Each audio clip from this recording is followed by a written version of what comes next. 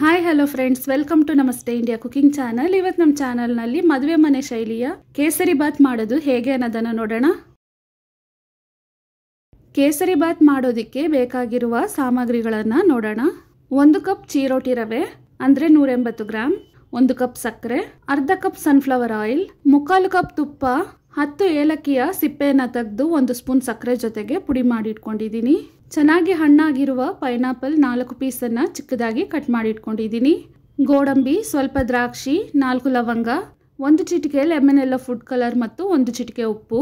ಒಂದು ಪಾತ್ರೆಯಲ್ಲಿ ಯಾವ ಕಪ್ನಲ್ಲಿ ರವೆಯನ್ನು ತಗೊಂಡಿದ್ನೋ ಅದೇ ಕಪ್ನಲ್ಲಿ 2.5 ಕಪ್ಪಷ್ಟು ನೀರನ್ನು ಹಾಕ್ತಾ ಇದ್ದೀನಿ. ನೀರನ್ನು ಒಂದು ಕಡೆ ಕುದಿಯಕ್ಕೆ ಇಡಬೇಕು. ಇನ್ನೊಂದು ಕಡೆ ಬಾಣಲಿಯನ್ನು ಇಟ್ಟು ಎಣ್ಣೆಯನ್ನು ಹಾಕ್ತಾ ಇದ್ದೀನಿ. ಶ್ರೀಕೃಷ್ಣ ತುಪ್ಪವನ್ನು ಬಳಸ್ತಾ ಇದ್ದೀನಿ. ತುಪ್ಪದಲ್ಲಿ ಅರ್ಧ ಭಾಗವನ್ನು ಇವಾಗ ಹಾಕ್ತಾ ಇದ್ದೀನಿ. ಎಣ್ಣೆ ಮತ್ತು ತುಪ್ಪ ಸ್ವಲ್ಪ ಬಿಸಿ ಆದಮೇಲೆ ಗೋಡಂಬಿಯನ್ನು ಹಾಕ್ತಾ ಇದ್ದೀನಿ. ಇದನ್ನು ಒಂದು 10 ಸೆಕೆಂಡ್ ಬಾಡಿಸಿದ್ರೆ ಸಾಕು. ಸ್ಟವನ್ನು ಲೋ ಫ್ಲೇಮ್ನಲ್ಲೇ ಇಟ್ಟಿರಬೇಕು. ಇವಾಗ ದ್ರಾಕ್ಷಿಯನ್ನು ಹಾಕ್ತಾ ಇದ್ದೀನಿ. ಗೋಡಂಬಿ ಲೈಟ್ ಕಂದು ಬಣ್ಣ ಬರೋವರೆಗೂ ಇದನ್ನು ಬಾಡಿಸ್ಕೊಬೇಕು. ಇವಾಗ ಚಿರೋಟಿ ರವೆಯನ್ನು ಹಾಕ್ತಾ ಇದ್ದೀನಿ.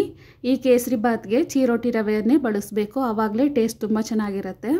ರವೆಯ ಹಸಿ ವಾಸನೆ ಹೊರಟೋಗೋವರೆಗೂ ಇದನ್ನು ಮೀಡಿಯಂ ಫ್ಲೇಮ್ನಲ್ಲಿ ಬಾಡಿಸ್ಕೊಬೇಕು.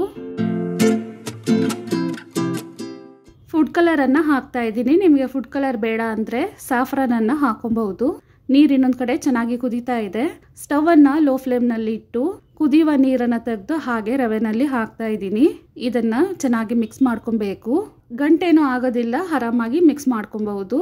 ಚೆನ್ನಾಗಿ ಹಣ್ಣಾಗಿರುವ ಮತ್ತು ಹುಳಿ ಇಲ್ಲದ ಪೈನಾಪಲನ್ನೇ ಯೂಸ್ ಮಾಡಬೇಕು. ಪೈನಾಪಲ್ ಹುಳಿಯಾಗಿದ್ದರೆ ಕೇಸರಿ ಬಾತ್ನು ಹುಳಿಯಾಗಿಬಿಡತ್ತೆ. ಆದ್ದರಿಂದ ಸ್ವಲ್ಪ ಟೇಸ್ಟ್ ಮಾಡಿ ಸಿಹಿ ಇರುವ ಹಣ್ಣನ್ನೇ ಬಳಸಬೇಕು. 4 ಲವಂಗ ಮತ್ತು ಇನ್ನೂ ಸ್ವಲ್ಪ ತುಪ್ಪವನ್ನು ಹಾಕ್ತಾ ಇದ್ದೀನಿ. 1 ಚಿಟಿಕೆ ಉಪ್ಪನ್ನು ಸಹ ಸೇರಿಸ್ತಾ ಇದ್ದೀನಿ. ಇದನ್ನು ಚೆನ್ನಾಗಿ ಮಿಕ್ಸ್ ಮಾಡ್ಕೊಬೇಕು. ಈ ರೀತಿ ಗಟ್ಟಿ ಆದಮೇಲೆ ಸಕ್ಕರೆಯನ್ನು ಹಾಕ್ತಾ ಇದ್ದೀನಿ. ಇದ್ರ ಜೊತೆಗೇನೆ ಏಲಕ್ಕಿ ಪುಡಿಯನ್ನು ಸಹ ಹಾಕ್ತಾ ಇದ್ದೀನಿ. ಸ್ಟವನ್ನು ಮೀಡಿಯಂ ಫ್ಲೇಮ್ನಲ್ಲಿ ಇಟ್ಟು ಇದನ್ನು ಚೆನ್ನಾಗಿ ಮಿಕ್ಸ್ ಮಾಡಬೇಕು. ಸಕ್ಕರೆ ಕರಗಿ ಮತ್ತೆ ಮೊದಲಿನಂತೆ ಗಟ್ಟಿ ಆಗುತ್ತೆ. ತಳ ಹಿಡಿಯದ ಹಾಗೆ ಚೆನ್ನಾಗಿ ಮಿಕ್ಸ್ ಮಾಡಬೇಕು. ಇನ್ನು ಉಳಿದಿರುವ ತುಪ್ಪವನ್ನು ಹಾಕ್ತಾ ಇದ್ದೀನಿ. ಈ ಮೆಥಡ್ನಲ್ಲಿ ನಾವು ಕೇಸರಿ ಬಾತನ್ನು ಮಾಡಿದಾಗ ತಣ್ಣಕ್ಕಾದ್ಮೇಲೆನೂ ಸಾಫ್ಟಾಗೇ ಇರುತ್ತೆ. ಕೇಸರಿ ಬಾತನ್ನು ಮಾಡಿ ಆ ಬಿಸಿನಲ್ಲೇ ತಟ್ಟೆಯನ್ನು ಹಾಕಿ ಮುಚ್ಚಿಟ್ರೆ ತುಂಬ ಹೊತ್ತು ಅದು ಹಾಗೇನೆ ಸೆಟ್ ಆಗಿಬಿಡತ್ತೆ. ಸೌಟಿಂದ ಚೆನ್ನಾಗಿ ಮ್ಯಾಶ್ ಮಾಡಿ ಅದನ್ನು ಮಿಕ್ಸ್ ಮಾಡಬೇಕು. ಆ ರೀತಿ 2-3 ಸಲ ಮಾಡಿದಾಗ ರವೆ ಚೆನ್ನಾಗಿ ಬಿಟ್ಕೊಂಡು ಸಾಫ್ಟಾಗೇ ಇರುತ್ತೆ.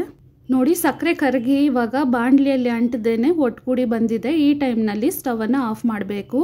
ತುಂಬಾ ರುಚಿಯಾದ ಮದುವೆ ಮನೆ ಶೈಲಿಯ ಕೇಸರಿ ಬಾತ್ ಇವಾಗ ರೆಡಿಯಾಗಿದೆ.